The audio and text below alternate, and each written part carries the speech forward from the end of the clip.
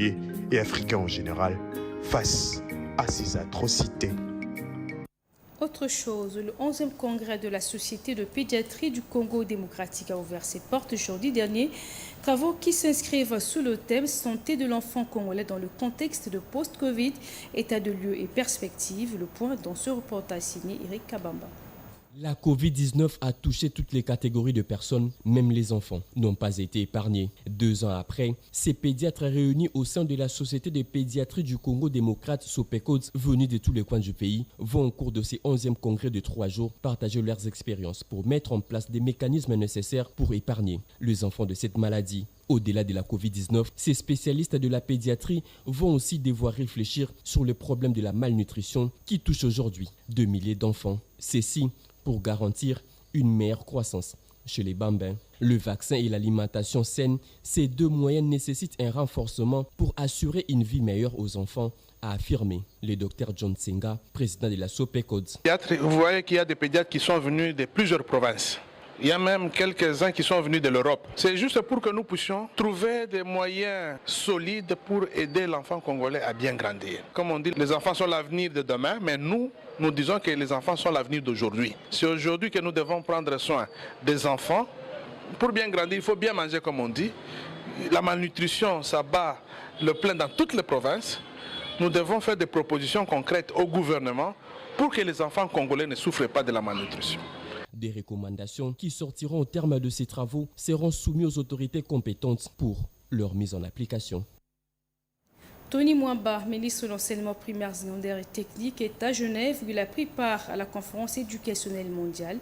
Le numéro 1 congolais de l'enseignement a présenté l'évolution du sous-secteur de l'EPST de son pays. Jean-Pierre Ndolo-Demazou.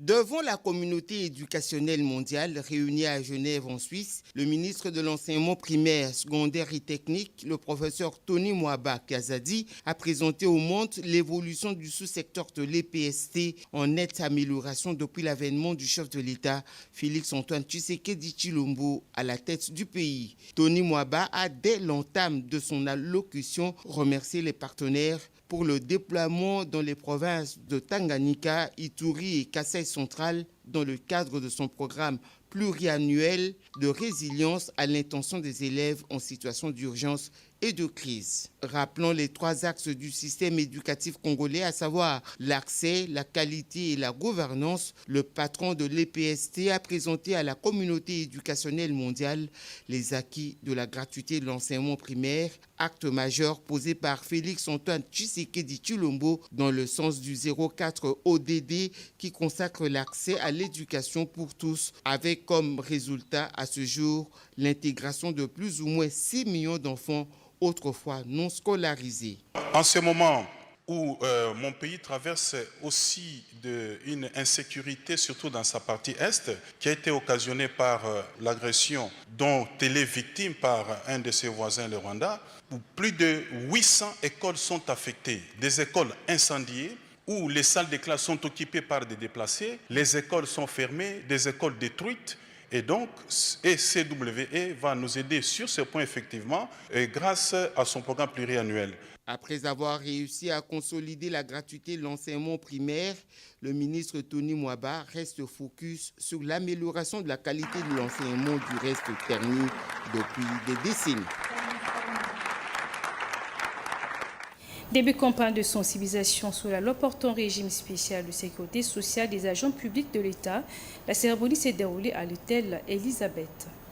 Caisse nationale de sécurité sociale des agents de l'État CNSAP a lancé officiellement vendredi 15 février la campagne de sensibilisation sur la loi numéro 22/031 du 15 juillet 2022 portant régime spécial de sécurité sociale des agents publics de l'État au site Kivu. Dans son mot de présentation, le chef de l'agence nationale de la CNSAP, David Mihigo Matabaro, a brossé l'historique de cet établissement public créé le 14 février 2015 par les décrets du Premier ministre avec comme objectif d'organiser et gérer les prestations de sécurité sociale en couvrant les branches des pensions, des risques professionnels et toutes les autres branches. Il a indiqué que pour bénéficier des avantages inhérents à la sécurité sociale, la loi fixe la période de cotisation à 15 ans et il faut que l'agent soit mécanisé et qu'il totalise 35 ans de service et 65 ans d'âge. La sécurité sociale est un droit Aujourd'hui, donc, les agents publics de l'État vont désormais bénéficier de ce droit-là sans distinction de corporation, qu'ils soient militaires, magistrats, enseignants de l'EPST ou de l'enseignement supérieur universitaire, agents de carrière de service public de l'État, policiers, tous bénéficieront désormais des mêmes avantages en termes de sécurité sociale.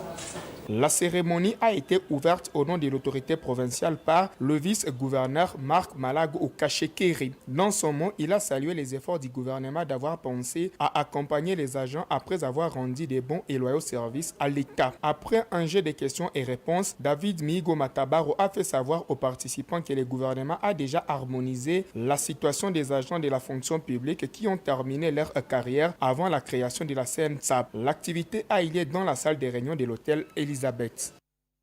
La première heure opérationnelle a été clôturée hier dans la province de la Mongala. Les partis politiques membres de l'Union sacrée de la Nation ont sollicité de prolongation d'un mois pour permettre à tout le monde de s'enrôler. C'était lors d'une déclaration faite le jeudi à Alissala par les présidents fédéraux et interfédéraux.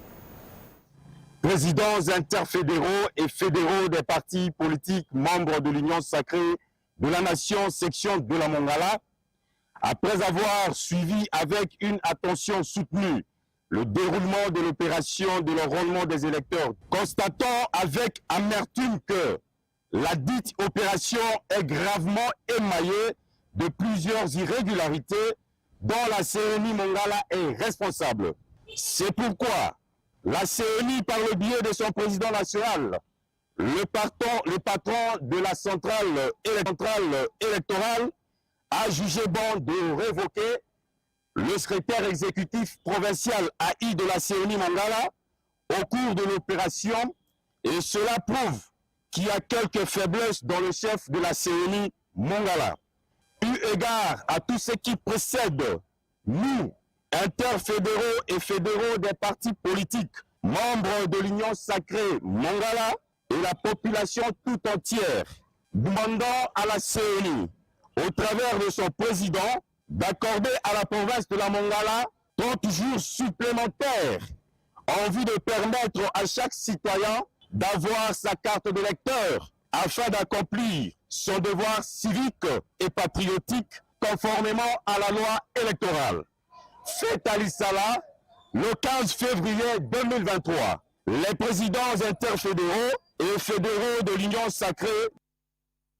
Soutien d'effectifs au chef de l'État Félix-Antoine Tshisekedi, il émane des regroupements partis politiques et mouvements associatifs, membres de l'Union sacrée de la Nation de la province du Kwilu, volonté affichée lors d'une déclaration au dépendant. Les partis politiques, regroupements et mouvements associatifs, membres de l'Union sacrée de la Nation, apportent un soutien indéfectible et à 100% au président de la République, Félix-Antoine Tshisekedi Tshilombo, ainsi qu'au gouverneur de la province du Kwilu, Willy Itundala.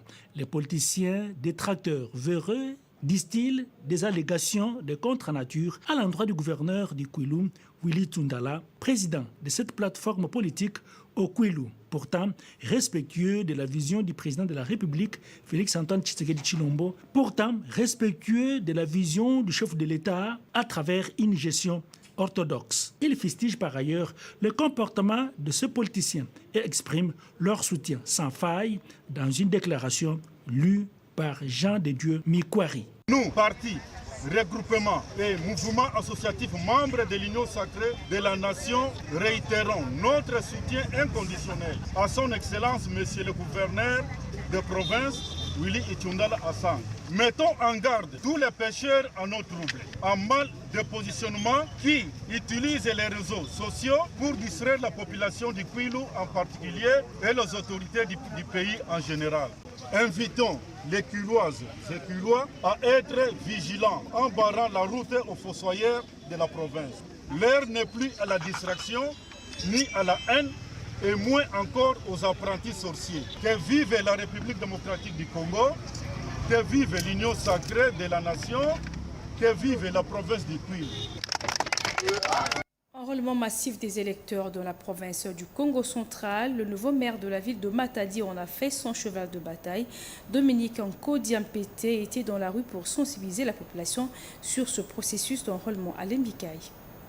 C'était une véritable démonstration de force le jeudi 7 février qui prouve à suffisance que le nouveau maire de la ville de Matadi a le soutien de ses administrés. À un jour de la clôture des opérations d'enregistrement des électeurs dans cette ville, les cadres et combattants de l'IDPS de cette ville se sont mobilisés autour de Dominique Odiambete pour sensibiliser la population sur un enrôlement massif. Parti des ronds-points Belvédère, en passant par les points chauds de cette ville pour chuter au terrain bureau de la commune d'Nzanza. Sur leur passage, les Matadiennes et Matadiens ont tenu à manifester leur soutien indéfectible à cette natif de Matadi qui reste toujours très proche de sa population. Noyé dans la marée humaine, les fils idéologiques d'Étienne Tshisekedi Omuluba étaient obligés d'improviser un meeting au terrain Biwewe où l'attendait une foule compacte. Dans son monde, Dominique Odiambete a salué l'attachement des Matadiens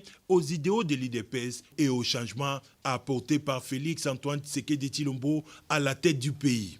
Par la suite, il a invité ses administrés qui n'ont pas encore accompli leur devoir civique de se hâter car la CENI n'accordera plus la prolongation. La ville de Matadi doit soutenir la vision du chef de l'État résumée en peuple d'abord aux prochaines élections pour son parachèvement, a-t-il martelé. C'était aussi l'occasion pour lui d'annoncer au public la réhabilitation de la route Biwewe rond-point Belvédère et la rénovation des terrains Biwewe qui seront baptisés dans les jours à venir Étienne Tshisekedi Omuluba. Nasha Kumpava et Atasha Kimbembi ont réalisé ce journal que j'ai eu l'immense plaisir de vous présenter. Retrouvez tout à l'heure à 16h Marie-Françoise Aïna. Je vous retrouve très prochainement quant à moi. Merci de nous avoir suivis. Au revoir.